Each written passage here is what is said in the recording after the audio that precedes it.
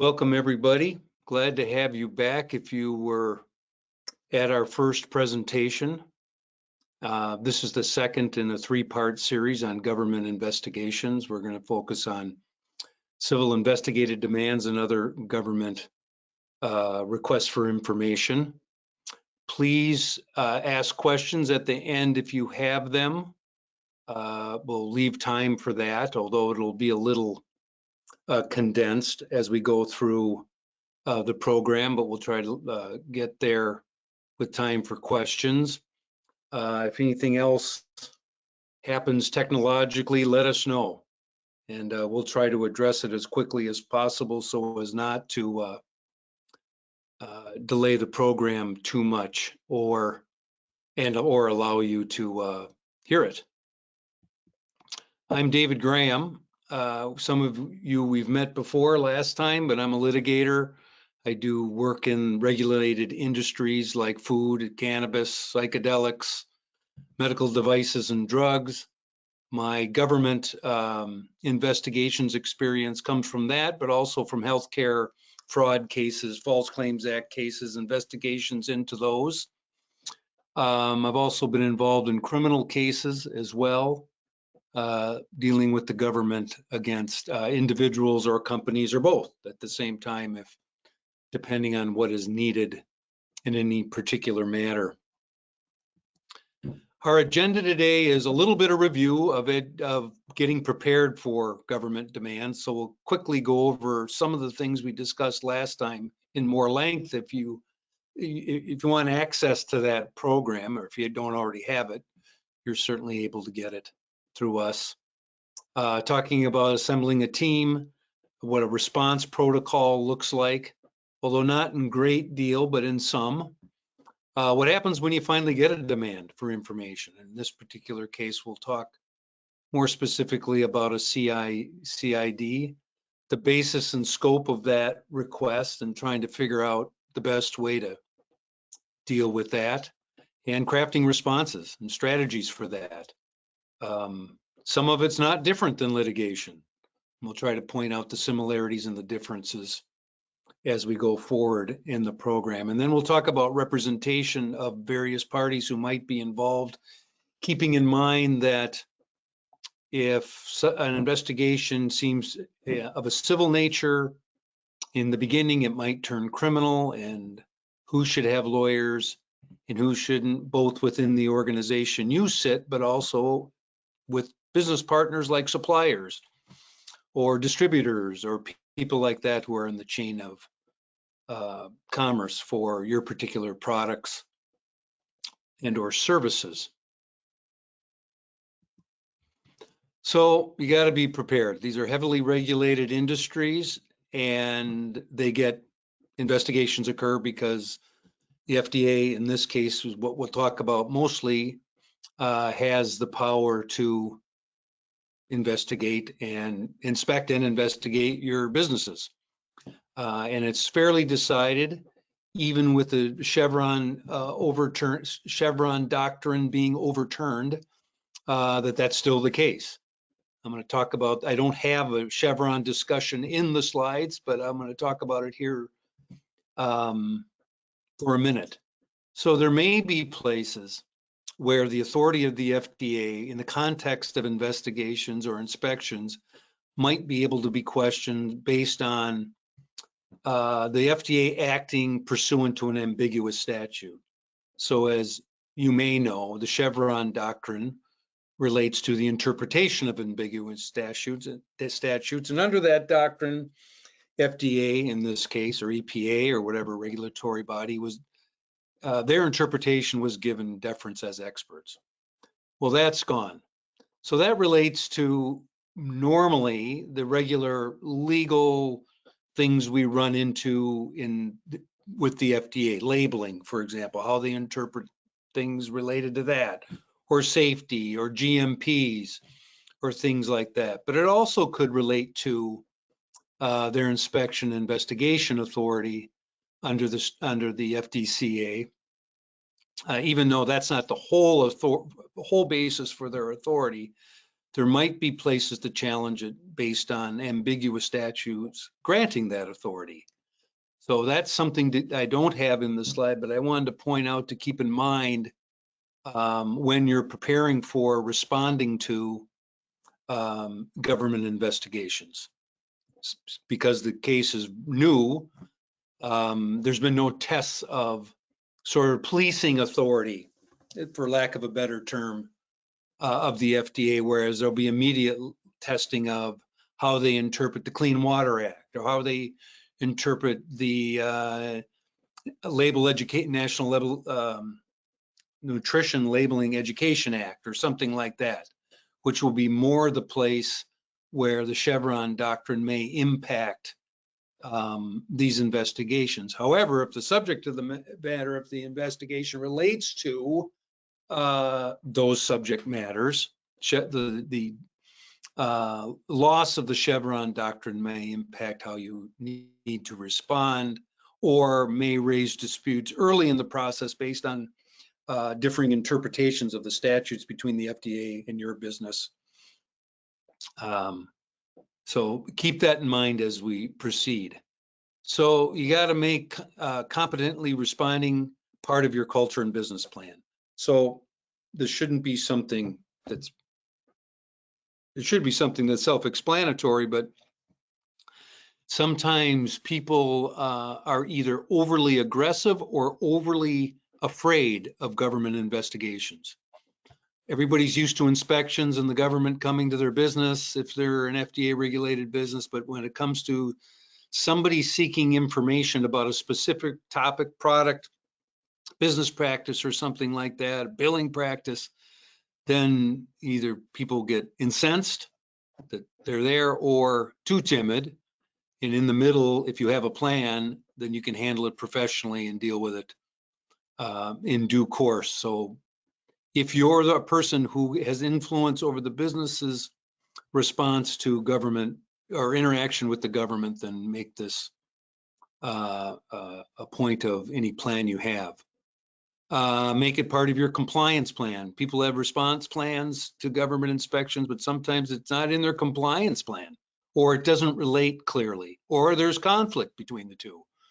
That's not something that's helpful and means something you have to explain.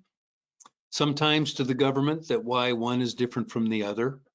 It's not always fatal, but it's better if they work in conjunction with each other to organize the company around providing information to the government.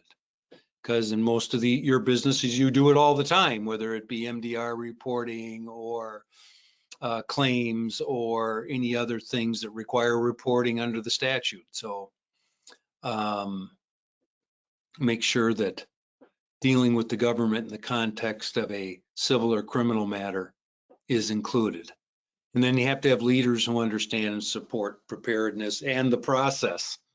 So make sure that somebody's in charge, somebody that's in charge of people is up at the C-suite, understands what the company's position is going to be with respect to interaction with the government, not on daily matters related to reporting, but also on matters related to investigations.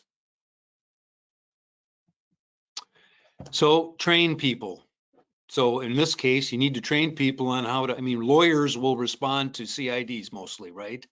But IT needs to understand what a CID is or another government request and what happens with that. So your computer and document retention policies and things like that are all updated and followed and documented.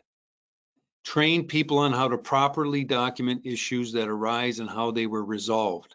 I read that word for word, not to bore you, but to make a finer point. Many times issues are raised, and I'll give another presentation on this probably next year about just proper documentation processes. But many times issues are raised by people, perfectly legitimate issues. Why do we tell doctors this? Why did our clinical study do this and leave this out? And they're not bad questions, but they could bump up against compliance issues. And they could be questions that are just part of their people's professional responsibility, or people could think, boy, we need to make sure we're doing this right. And what happens is that most companies resolve those issues, but they don't document the resolution. And so you end up providing information to the government about issues raised by people, which you want them to do. And but there's no documentation. Ms. Jones raised the coding procedures for her billing on this particular device, and here's what we did about it. And you should enumerate what you did about it and how it was resolved. And that's good information. If that happens to be the subject matter of the investigation going forward, then you have something in the file that says somebody raised that very kind of issue, and here's what we did about it. And here's what we did to make sure it was in compliance with not only our company practices, but with the regulations. So also you need to train people about government powers and methods. That doesn't have to be extensive, but have a lawyer come in and talk through how you're going to object to investigations or inspections, for that matter, if FDA is conducting themselves in a manner that's not that goes beyond their government powers. What does the Fourth Amendment allow in terms of search and seizure and talking to witnesses? What does the Fifth Amendment allow in terms of talking to investigators, in terms of protecting your right against self-incrimination and things like that? People don't have to be experts about it. Maybe all that'll come out of the training is that, gee, I'm calling my lawyer. I got a call from the government and it wasn't about something I deal with them in the normal course. It was from a lawyer or for someone else. And maybe what you learn from the training is a response to that inquiry, like, I need to find out how we're going to respond to this, or if I'm even the right person to respond to it. And so I'm going to ask that somebody get back to you. It may be me, it may be somebody else, to answer your inquiries, or at least hear your inquiries. And I think that's really helpful if everybody understands how that's going to happen. And that just because the government calls them or shows up at their door, they don't just have to start talking.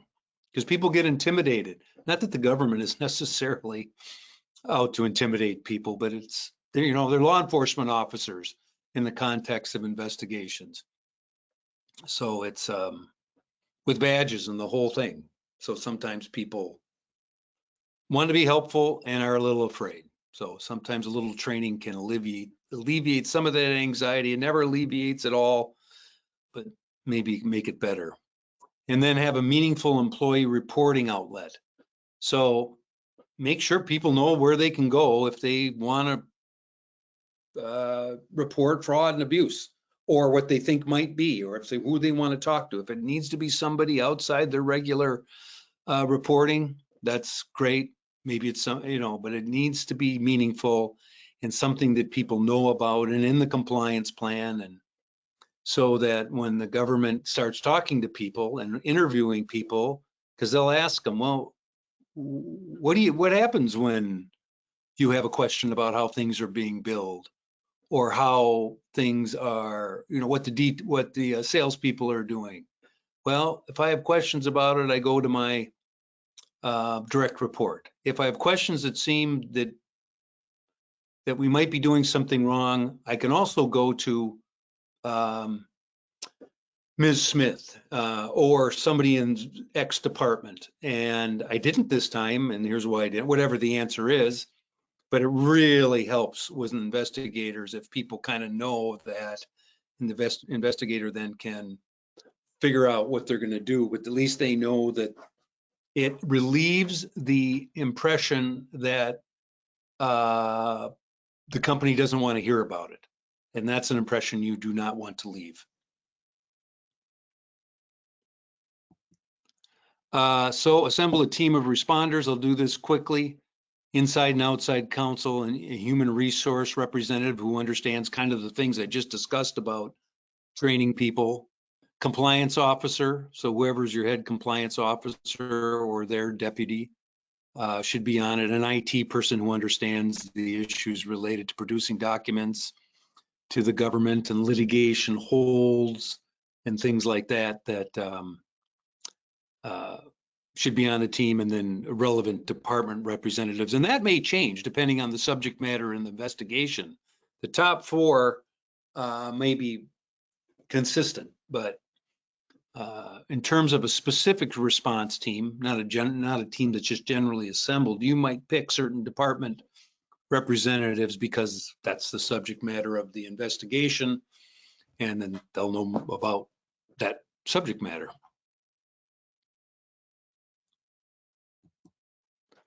So response protocol, these are general rules that make things easier.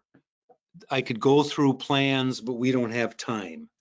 Maybe we'll do that. We'll do that a little more when we talk about warrants, since those are more clearly criminal in nature at our next presentation. But you need to have who's doing what, when, and how. So a clear chain of command. So you have a response team. Who are they reporting to? Does everybody know about the response team? It doesn't help if the response team is a secret. It needs to be known. So people can call somebody on it, either maybe the department representative or somebody like that, and say, hey, I hear this is going on. Boy, I hope this doesn't turn into anything too serious. And then hopefully that person who heard that concern goes, well, here's what's happening. Here's what I can tell you. We just got it, and it can explain the process to people. Then also you need a clear chain of command about who's hiring lawyers, who's reporting to lawyers. The fewer the better. Not that we can't handle it, but I think it helps to have it streamlined to the extent you can, depending on the breadth of the investigation. Then you need to have a document retention policy. So have it actually followed by people. And within that retention policy, you need litigation hold practices and procedures outlined. So they can be implemented by the team immediately, and who's ever on the team that's responsible for that can work with the lawyers to find out who should receive it, and the litigation hold, that is, and how that's going to go in terms of making sure that when you're responding to the government requests, you have the documents to this extent they exist, and you don't have to tell the government ever that, gee, we had that a day before you asked and it's gone. And then they look at the retention policy and say, well, it shouldn't be gone. You should keep it for X amount of time. That's never great. It's even worse in front of a judge. So having that organized is important. Training about response requirements, you should do that, although you don't have to make non-lawyers lawyers in that request, in to that extent. But there should be something like what I'm doing now to let people know what the expectation of the government might be. And then follow compliance plan policies. I mean, make sure that they all this goes together and fits with the compliance plan. Don't abandon. If the compliance plan says something about what you're supposed to do in response to a government inquiry or request for information, then the compliance plan needs to be followed. Unless it's just wrong or it's out of date or something like that, but hopefully it's not. And then when you receive the CID, what do? Well, you try to figure out why that, and whether you are a target of an investigation. And a target means your particular practices and products are being investigated. And versus we are investigating some general practice that we want to know if you do. You are not a target. How does this happen? Once you receive the CID, how do you figure this out? Well, sometimes you can figure it out from the letter. We're investigating X and it's not you, right? And so we want to, but you have information related to our investigation. I worked with U.S. Attorney's Office on an investigation of what was done in a foodborne illness outbreak. And I worked with the testing company. So the testing company got a CID from the U.S. Attorney's Office. It was clear we weren't the target because, I mean, we could have become one if we did a bad job testing samples that came to us from the company. That didn't turn out to be the case, thank goodness. But so what I'm trying to say is call. So whoever sent the letter, the CID to you, call up, try to find out. They may be ambiguous in their response, but open that line of communication immediately. Hey, we got this. What's this about? I mean, other if you can't tell, and sometimes it's not that clear from the CID or the accompanying correspondence. You need to have a conversation about it. Say, are you investigating us? Is it criminal? Is it civil? Usually they'll say, well, right now we're just gathering information. And then they'll say, here's the general subject matter. And we just know that we just believe your company has information about this subject matter. And we want that information for our investigation.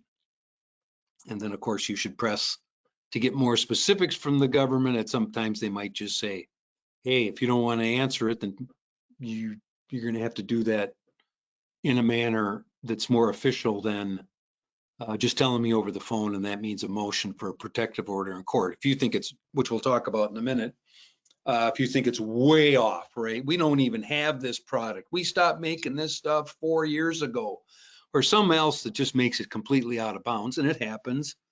Then you can, figure out a way with the government to work through maybe narrowing or eliminating the inquiry.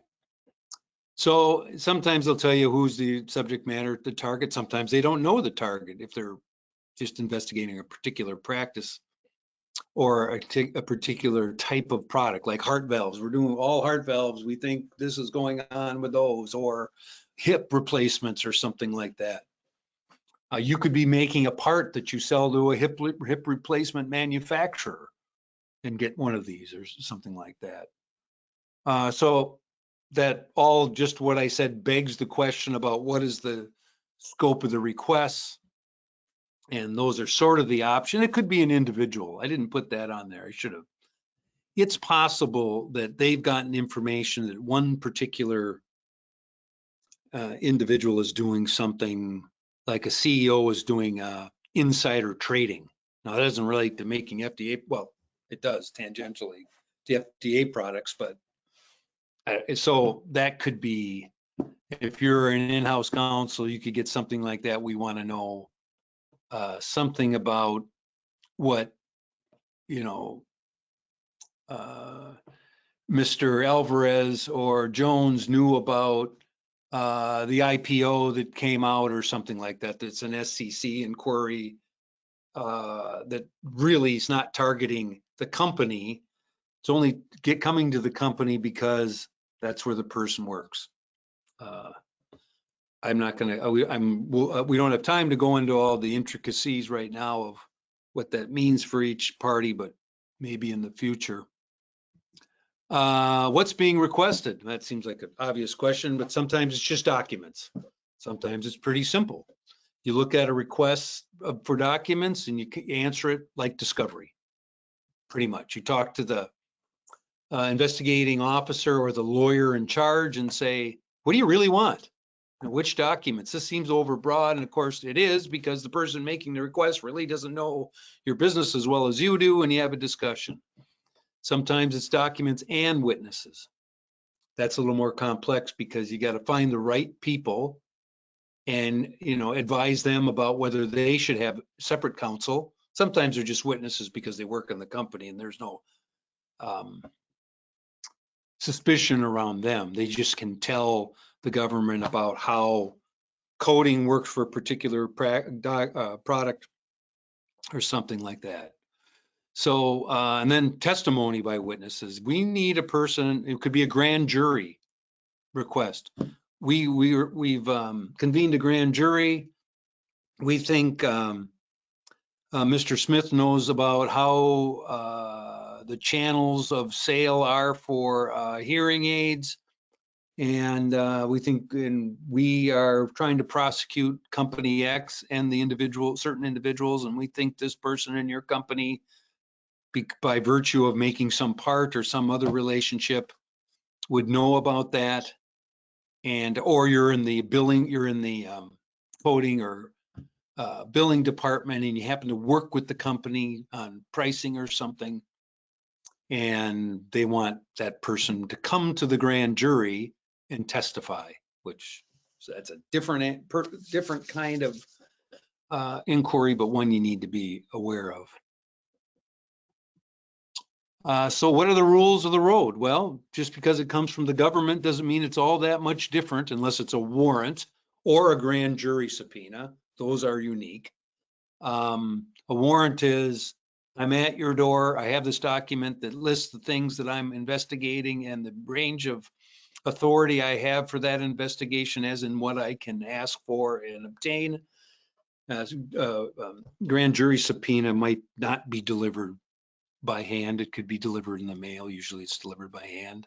And that is, there is a specific crime. We are trying to figure out whether we're going to indict certain people, and here's what we want. That's a criminal procedure. So is the warrant, and that's different. Other than those criminal procedures, I suppose I should also add, if somebody comes, the government comes and just takes people into custody, that's an arrest. And that individual needs separate counsel, and that we're not dealing with today. But it's another in the range of possibilities that might occur. So what applies? Subpoena rules, Rule 45.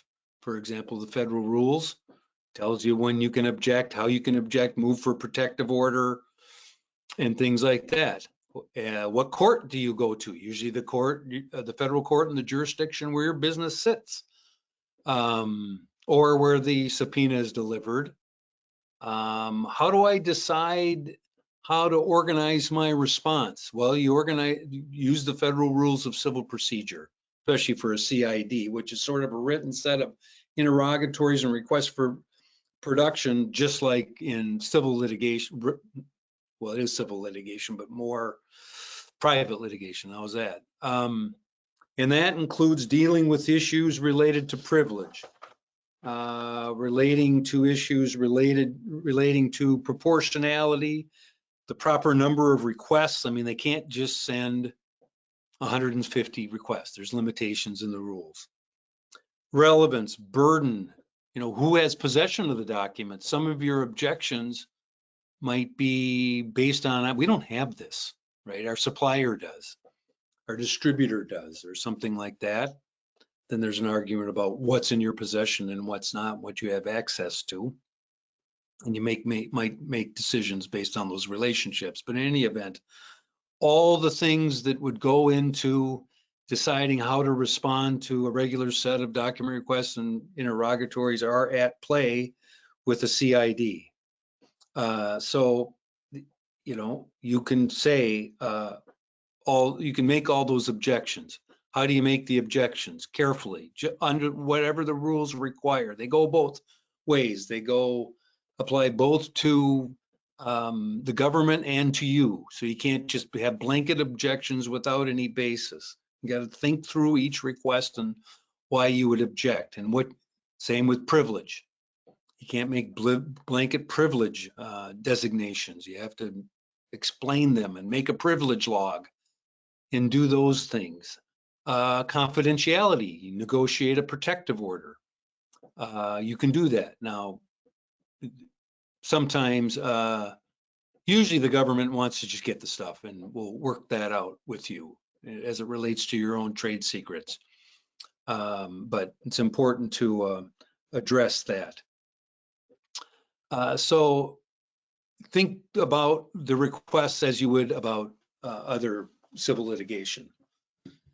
Self-disclosure procedures, if applicable. So if you're going through documents or have started the investigation in response to requests by the government, or had started your own internal investigation before you got the request because You got reports of practices that you needed to understand better.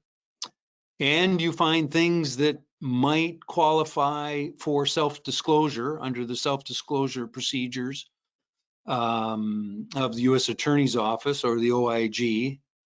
You should stop for a minute, right? And go, are we going to continue to answer these requests, or are we going to switch over to self-disclosure procedures and say, look, we got your investigate, say to the government, look, we got your request for information, but we're now in a place where we want to make self-disclosure. We're not quite ready to do that. How do you want to work on this? Of course, self-disclosure, I'm not recommending it, but it happens, right? All of a sudden issues come to light.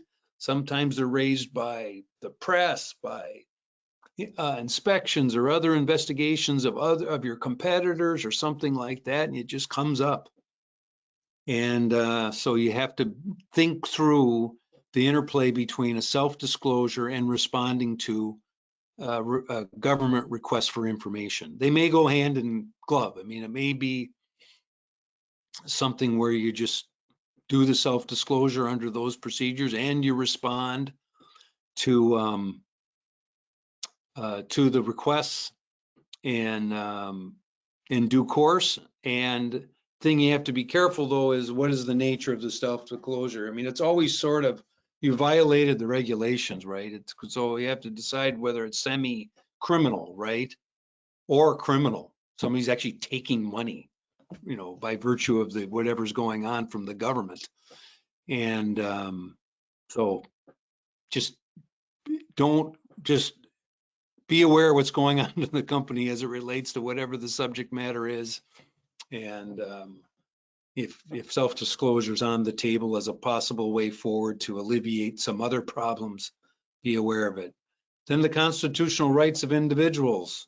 So if it seems like from what is being requested that certain individuals are being targeted, and I don't mean targeted in the investigators are targeting them, but it seems like they want to know more information about certain individuals, especially the CEO and CFO and COO and people like that. You need to tell them, look, you have exposure here, maybe we not know, but by looking at the request and by looking at by talking to the U.S. attorney, you should get your own lawyer or at least talk that through. So we don't do things that unnecessarily, I mean, the company might have to produce information that's not helpful to the individual, but at least that individual has representation and can make objections based on different grounds than the company might to protect their own rights.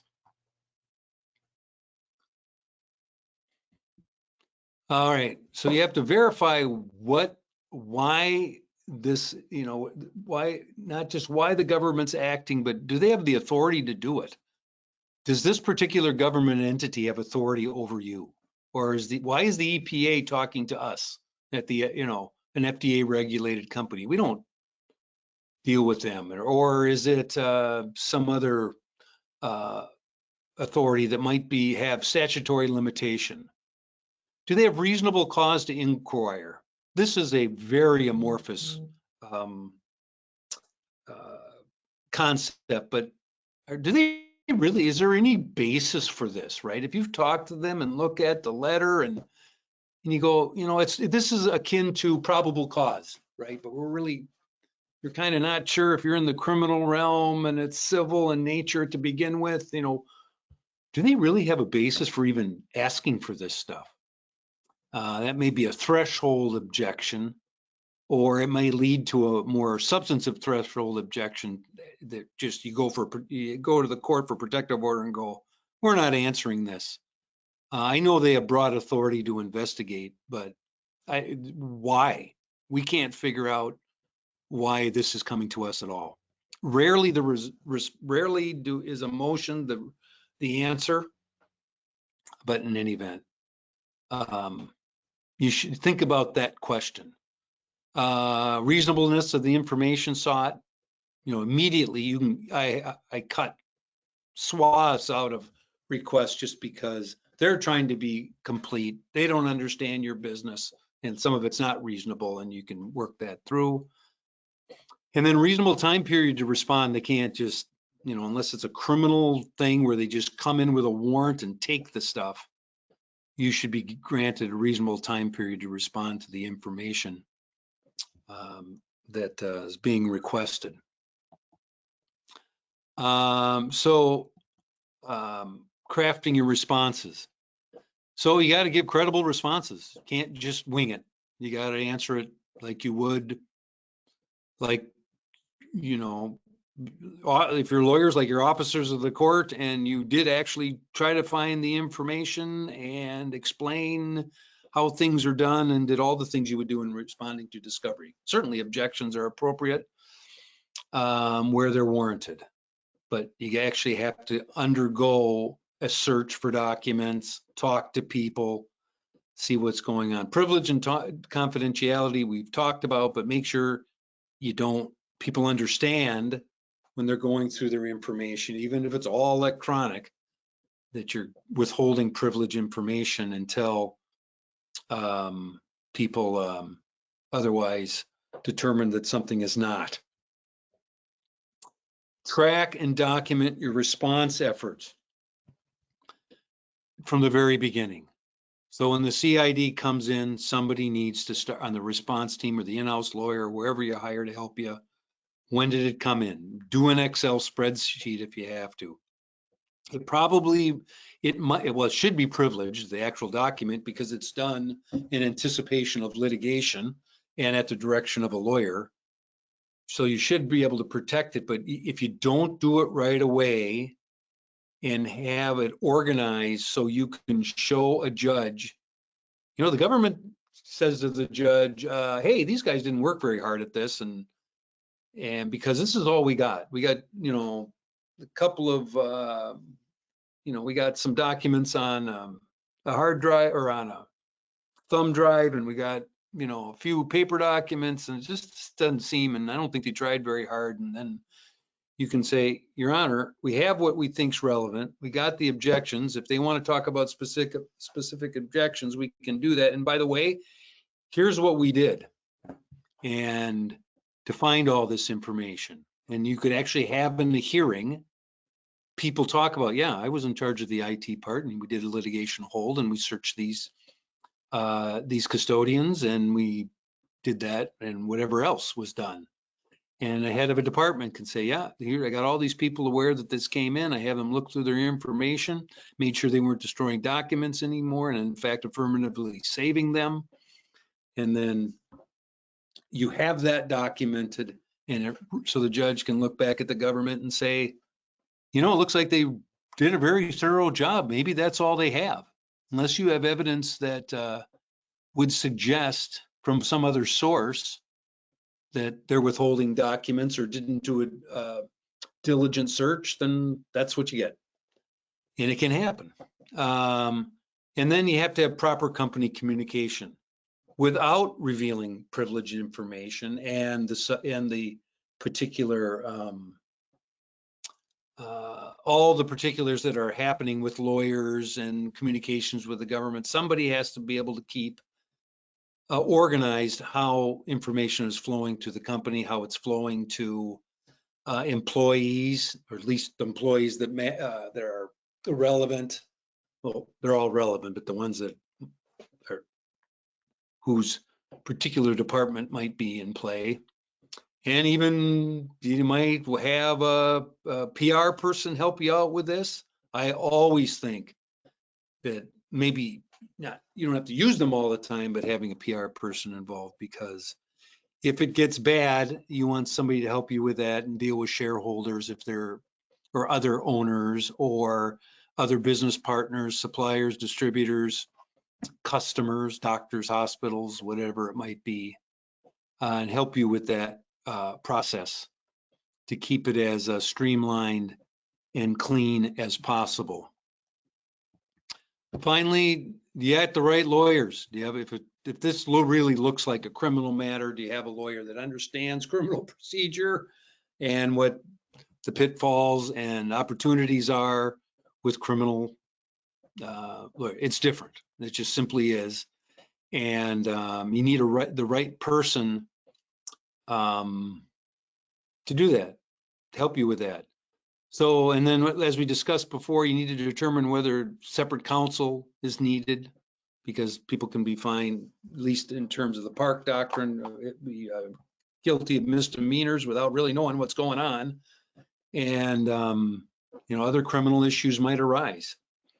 And so those persons should be know that the company representation stops at some point with regard to what the individual might be dealing with in terms of their own conduct that might be viewed as outside the proper conduct of a person running the company.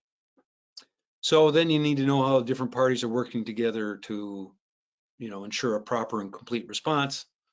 And so people have to talk to each other to know what they can do and when it's going to be done.